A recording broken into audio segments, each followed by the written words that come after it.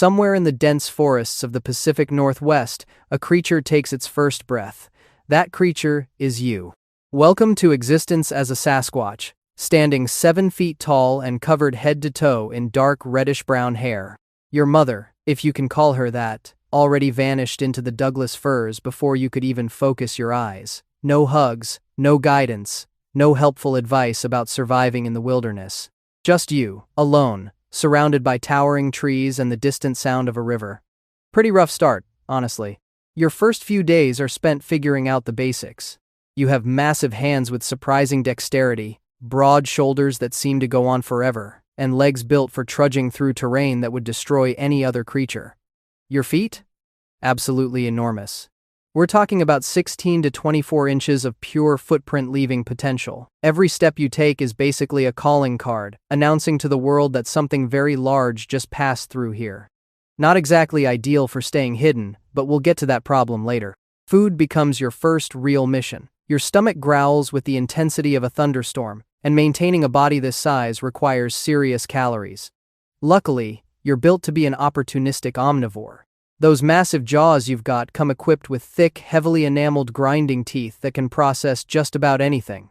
Berries, roots, tubers, nuts, leaves, grasses, insects, grubs, small mammals, fish, and if you're feeling ambitious, maybe even a deer. Your diet reads more varied than a fancy restaurant menu.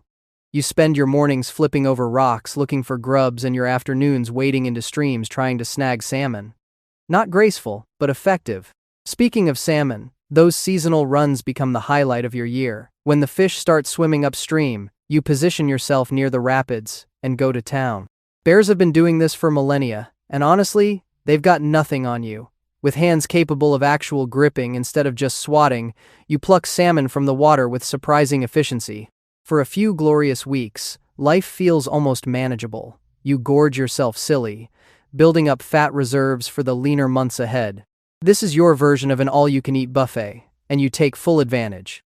As you grow older, you start understanding the real challenge of your existence: staying hidden. The Pacific Northwest is your home territory, stretching from the mountains of Northern California through Oregon and Washington into British Columbia. Dense forests, rugged terrain, plenty of water sources, and enough vegetation to feed a small army of forest creatures. Perfect habitat for something your size that desperately needs to avoid detection. You develop a talent for using the landscape to your advantage. Thick underbrush becomes your friend. Ravines and rocky outcroppings provide cover. You learn to move through the forest without leaving obvious trails, stepping on rocks when possible, avoiding soft mud that would preserve those telltale massive footprints. Your senses sharpen over time. That keen smell of yours can detect approaching threats from impressive distances. Your hearing picks up the snap of a twig from hundreds of yards away. And those eyes? While not exactly equipped for night vision in the traditional sense, you've adapted to low-light conditions better than most. Dusk and dawn become your preferred active hours. The forest belongs to you during those twilight moments when visibility drops and most other creatures either settle in for the night or haven't quite woken up yet. Now here's where things get interesting. You discover that you've got a voice. And not just any voice. You can produce howls, screams, moans, grunts, and whistles that echo through the valleys and make every other creature in the forest think twice about their life choices. Some of these vocalizations sound almost human, which is both useful and deeply unsettling for anyone unfortunate enough to hear them. You use these sounds for communication, for territorial warnings, and occasionally just because you can. There's something satisfying about letting loose a blood-curdling scream into the night and hearing the forest go completely silent in response. You also develop a habit of throwing rocks. At first it's defensive, a way to discourage unwanted visitors from getting too close. But over time it becomes almost recreational. Something approaches your territory? Grab a rock, hurl it in their general direction, watch them scatter. It's remarkably effective and requires almost no effort. You've essentially invented the first home security system, powered entirely by your arm strength and an unlimited supply of forest debris. Territory becomes increasingly important as you mature. You stake out a section of forest that provides everything you need: water, food sources, good hiding spots, and escape routes. You mark your boundaries in ways that other creatures seem to understand. Twisted branches, uprooted saplings, logs stacked in patterns that don't occur naturally. Some researchers would later call these territorial markings and debate endlessly about what they mean. To you, they're just obvious signs that say, occupied, go away. You even construct crude shelter, like structures out of dead trees and foliage when the weather gets particularly nasty. Nothing fancy, but functional. Hunting larger prey becomes a skill you refine over years of practice. Deer are plentiful in your territory, and while they're fast, you've got patience and strength on your side. You learn to track them, to anticipate their movements, to position yourself along their regular paths. When the moment comes, you strike with surprising speed for something your size. Those massive arms and powerful grip do the rest. You've been spotted a few times dragging deer carcasses over your shoulder like grocery bags. Not exactly subtle, but the witnesses never stick around long enough to get a good look. The solitary lifestyle suits you most of the time. You encounter others of your kind occasionally, usually during the warmer months when territories overlap at the edges, or when following the same food sources. These meetings are tense, filled with posturing and vocalizations and the occasional physical confrontation. Males especially don't get along well. Too much competition, too many egos, not enough space. You learn to read body language, to know when to stand your ground and when to back off. Most conflicts end without serious injury, which is fortunate because there are no Sasquatch hospitals out here. Mating season brings its own challenges. Finding a partner when your species is scattered across thousands of square miles of wilderness requires luck, timing, and the willingness to travel. You follow scent trails, respond to distant calls, and eventually locate a female who seems moderately interested in your existence. The courtship is brief and practical. Neither of you are particularly romantic. The deed gets done, and you both return to your solitary lives. Any offspring that result from this encounter will face the same harsh introduction to life that you did. No family reunions, no holiday gatherings, just survival. Winters test your resilience. The Pacific Northwest doesn't get brutally cold compared to other regions, but snow falls, food becomes scarce, and energy conservation becomes critical.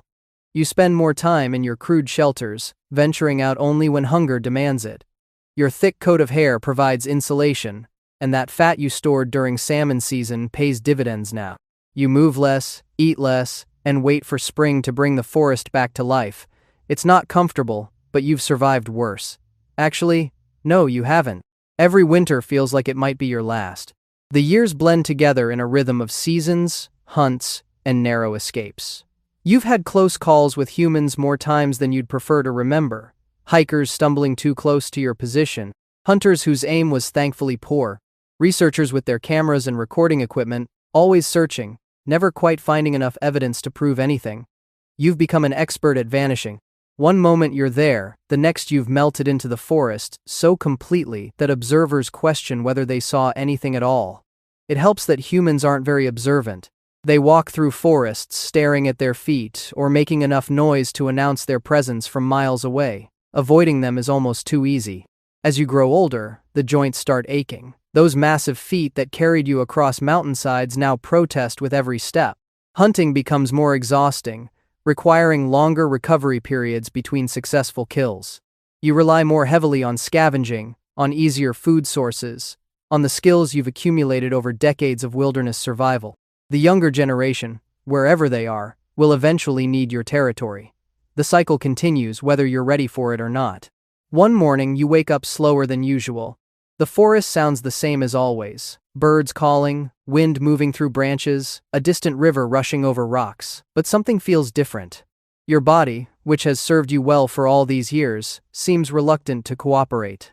You manage to stand, to take a few steps, to find a sunny spot near a stream where the warmth feels good against your aging muscles. The salmon will run again soon.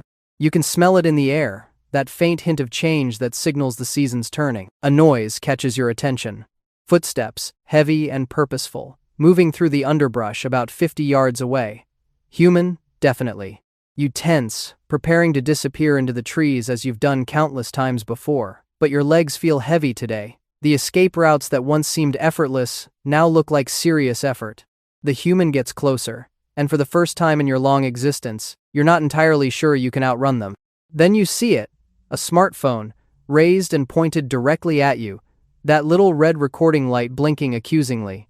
After all these years of avoiding detection, after decades of maintaining the mystery, some hiker with a phone is about to capture actual footage. You stare at the device, then at the terrified human holding it, and something unexpected happens. You let out the most disappointed sigh the Pacific Northwest has ever heard. Really? This is how the legend ends? Not with dignity, not with mystery, but with someone's shaky vertical video that'll get 12 views on YouTube before everyone calls it fake anyway? You turn around and waddle into the forest, and somewhere behind you, you hear the human whisper. Nobody's gonna believe this. Yeah, buddy. You got that right.